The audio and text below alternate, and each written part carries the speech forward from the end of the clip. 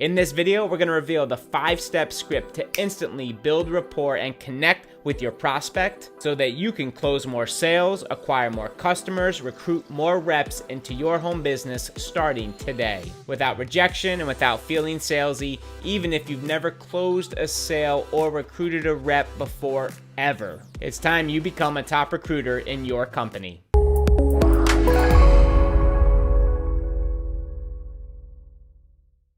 Welcome back to video number 2 in this prospecting, closing, and recruiting course. My name is Brian Finale, CEO and co-founder of My Lead System Pro, where we help home business owners get results. Now in this video, we're going to actually give you the 5 questions, the exact script to get more sales and recruit more reps in your specific business. And we're going to go over the psychology behind each of these questions so that you can take these questions, apply them in your business, start using them in your conversation starting today to get immediate results. Grab a pen and paper. This is the information, the intel that our master closer has charged tens of thousands of dollars for, and you're getting it today for free. Let's dive into video number 2 of this course right now. So let's go into the 5 questions first, and then I'm going to teach you the psychology behind each of those questions. So for those of you that have been around me at the Level 1 workshop or have done accountability calls, you will recognize these questions. So it's just a refresher for you. For those of you that have not had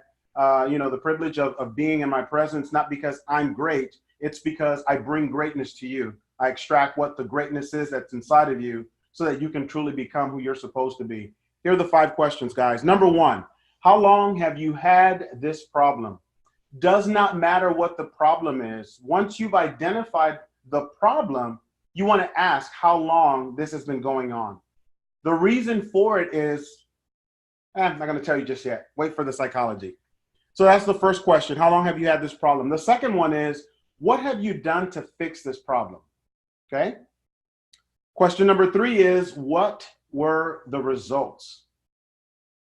Question number 4, who else is being affected by this problem? And then the 5th and final question, if something doesn't change in the next 12 months, what is the long-term effect on you and those affected?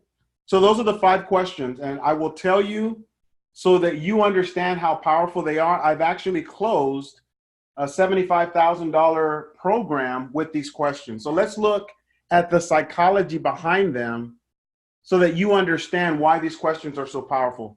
So question number 1, it truly allows people to verbally speak how long they've been dealing with the problem. Please, please, please, whatever you do, don't let them get away with, oh, I've had this problem a long time. I've noticed that when people say that, they don't want to hear how long the problem has existed. It is your responsibility as a sales professional, as an entrepreneur, to get people to a place where they understand, hey, look, you need to see the big picture and you need to literally allow truth to be a part of what's going on in your life. So many people out there are living life under false pretenses. We're going to bring truth into their lives. So make sure that you don't let them get away with that. Make them give you an exact time frame. Okay, well, how many years has that been exactly? And you will see some people become somewhat emotional when they hear that number.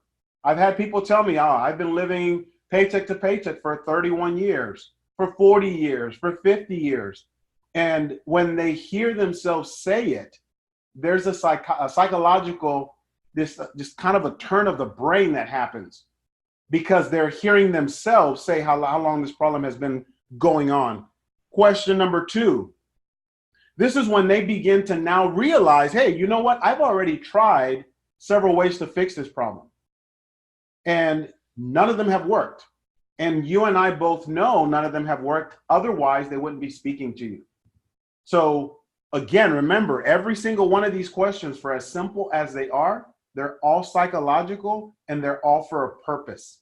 Everything that you are learning here, it's for a purpose and it literally makes your job so much easier. Question number 3, you remember question number 3, what were the results? Now they get to admit that the problem, it's still there. It wasn't fixed. They've already tried everything. So when they do start telling you what have they done to try to fix the problem, try to extract as much of that information as you possibly can. Oh, well, I've tried part-time jobs. I've tried getting pay raises. Okay. Anything else? What else have you tried? Oh, I've tried doing some side gigs. I've tried selling this. The more you get out of them, the easier it is for you to utilize that answer at the end when they're maybe giving you some objections. Because you can come back easily and say, well, hold on, wait a minute. Let me check my notes. Didn't you say you've tried all these 15 different things to fix the problem and none of them have worked? This is literally gets into their mind and gets them to realize and understand, you know what? I did say that. And I have tried everything and nothing has worked. So now you start becoming an authority in their mind. Why? Because now they recognize I've already tried to do what I possibly can and nothing is working.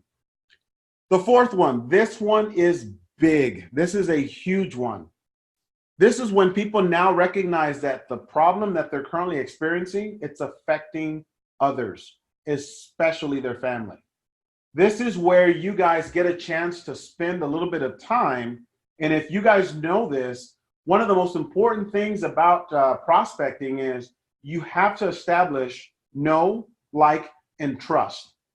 This question, who else is being affected by this problem, is going to establish that know, like, and trust, because almost always, with the exception of single people, they're going to say their family, right?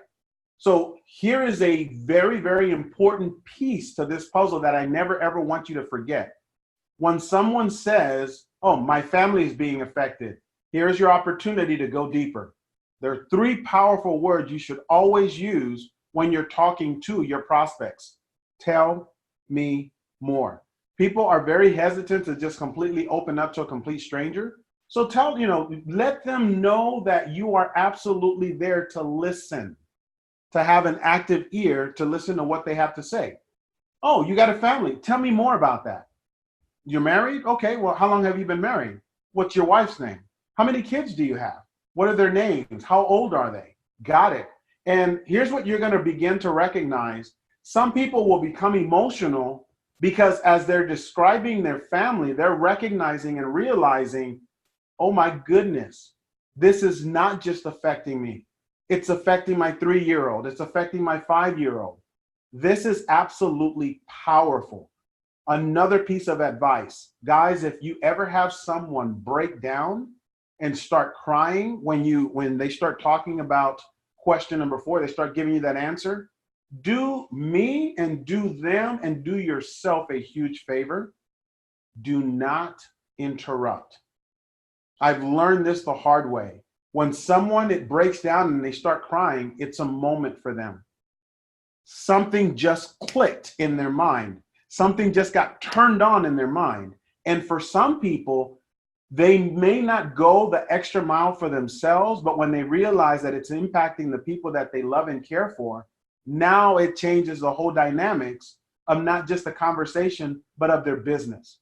So number 4, do not just glaze over that. If they talk about family, make sure you mention that. Here's another piece of advice. When people say, yeah, it's my wife, that's the only person that's in my life, or my husband, I always ask them this question. I'm curious. Are there extended family members or maybe friends that you're not spending quality time with? And almost always you'll see people look up and they're like, you know what? Yeah, there are. I haven't spent time with my parents. I haven't spent time with my brothers and sisters, or I've got some college friends that it's been 3 years since I've been able to really just hang out and find out what's going on in their lives. So now that question has become an even bigger deal in their mind, because it's no longer just affecting the immediate family. Now they're recognizing it's also affecting the extended family and possible friends that they have not been able to spend quality time with. So do not glaze over number 4 very quickly. Stay there, because this is a big, big deal for a lot of people, because their families are the most important things to them. Question number 5. So I love question number 5 because it gets people to learn and understand real quickly, hey, if you don't do something to fix this problem that you could not solve, and that's been in your life for this amount of time, where are you going to be 12 months from now? The reality of it is, if you don't put something in place to fix the problem, Not only is the problem going to be there 12 months from now, but one of the things, and I'm sure a lot of you can agree with this, if you've ever had any type of problems, especially financial, it actually gets worse with time. It doesn't stay the same. It gets worse because over the course of time, over the course of months, years, the stress increases, right? It's not just the stress that you're going or the person that's going through, it's also the stress on their family. So it doesn't stay the same. It actually gets worse. Now, most people are not going to want to go there. They don't even want to think about the worst. You have to introduce that. You have to bring that to the table. When we do role playing, you'll see, because I'll actually show you how you do that. But you need to get them to understand, hey, look, you know what? This problem isn't going to go away. As a matter of fact, it could get even worse. I always tell people, well, what happens if it does get worse? What happens if you lose your job? What happens if you get into an accident? You get sick? Guys, gals, this is happening every single day to people. And it was totally unexpected. Most people never ever plan for the worst, but when it happens, because they didn't plan for it, they're now in a situation, for some of them, it's a matter of life or death. So understand that you going through these questions and getting people to really just open up and talk to you, it's not just for you, it's actually more for them.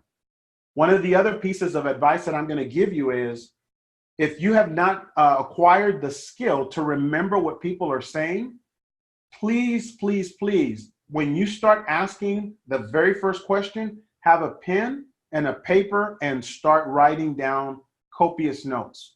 Try to write down everything that they're saying as closely to what they're saying as possible.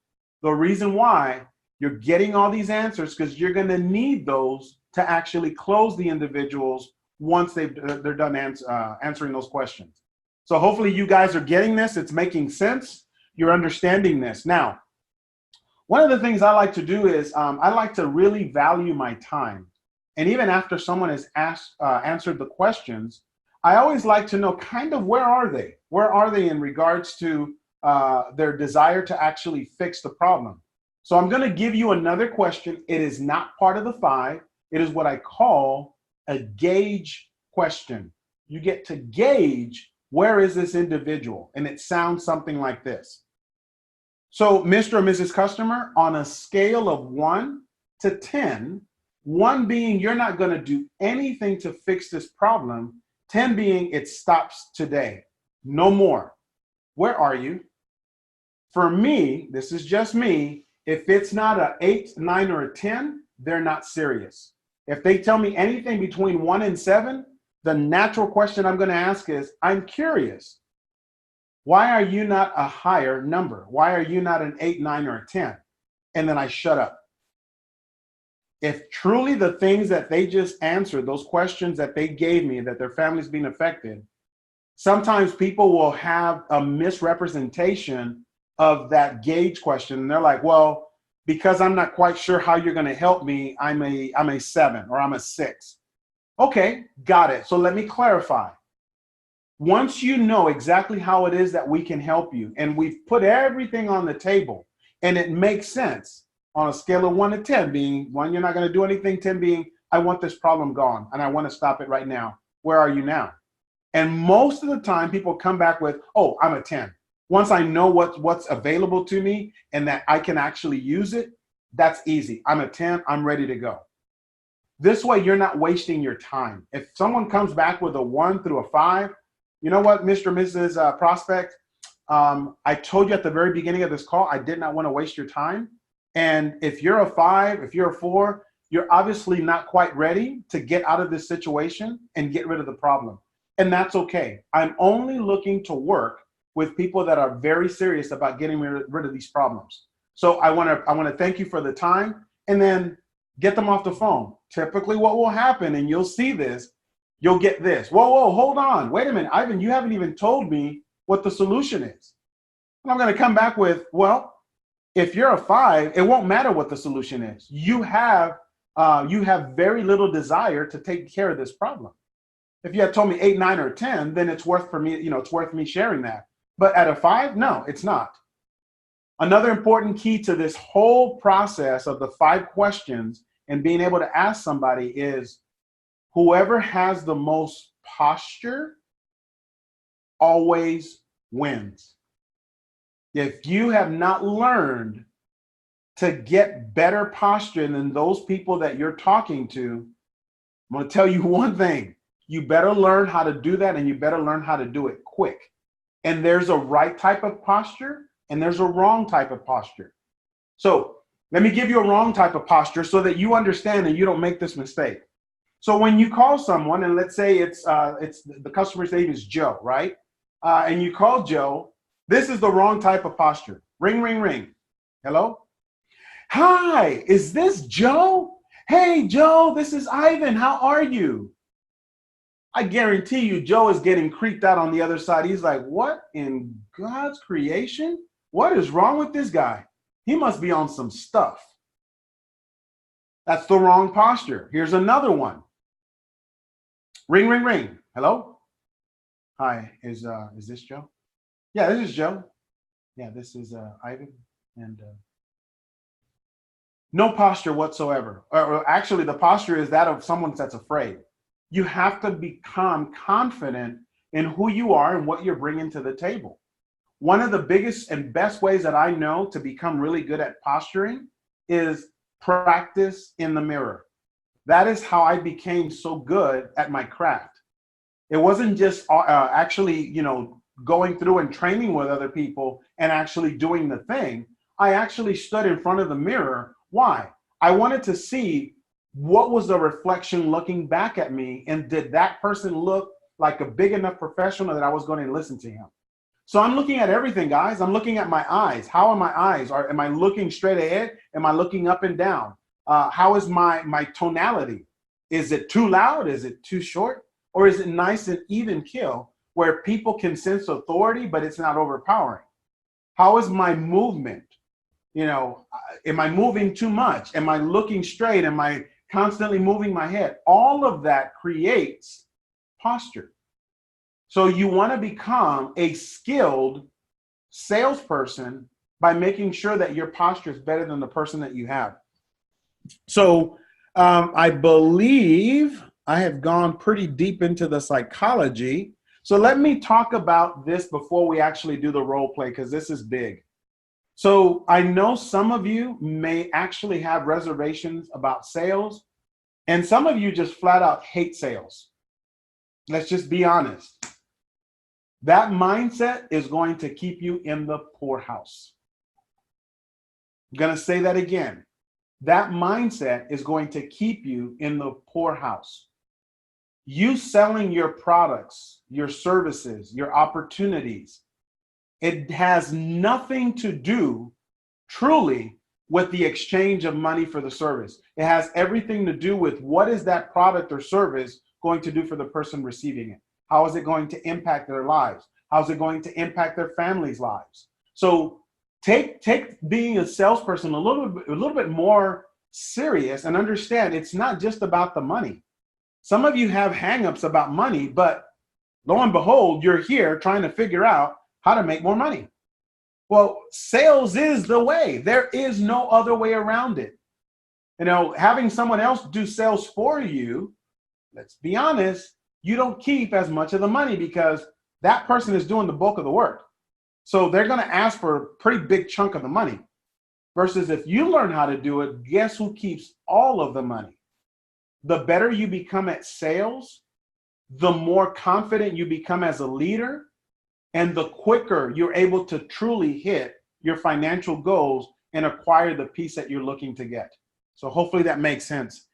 Again, why letting them off the hook is wrong. Number one, if you don't help them, who will? Every single person that's listening right now to the sound of my voice, you are all entrepreneurs. You are all professionals. Every single one of you, you're more than capable of being a great salesperson. But you have to decide that that is who you're going to be, so that when they come to you, you are the answer. You are the solution, and they don't have to go anywhere else. Number two, they set up that session with you. So something about you grab their attention enough to make the call and say, you know what? Let's do that 10, 15-minute call. I need help. I don't want to be where I'm at anymore. Number 3, as an entrepreneur, again, it's our responsibility to change the world. That's what we do best. We do that better than almost any other person on the face of this planet. And here's the thing. You cannot change the world if you don't change one person at a time. So for every single one of you, no matter what endeavor you're in, whether you're a network marketer, whether you're an affiliate marketer, whether MLSP is the main vehicle that you're selling, if you want to change the world, for every single person that comes to you, change their world first. Here's one of the things I've told a lot of my students whenever I'm at the level 1 workshop. Too many times you have no clue the snowball effect that happens when you do what you're supposed to versus a snowball that happens when you don't do what you're supposed to.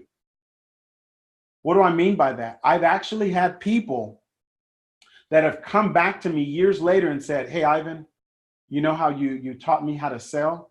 And I was really uncomfortable initially. Well, guess what? I actually started selling and became really good at it.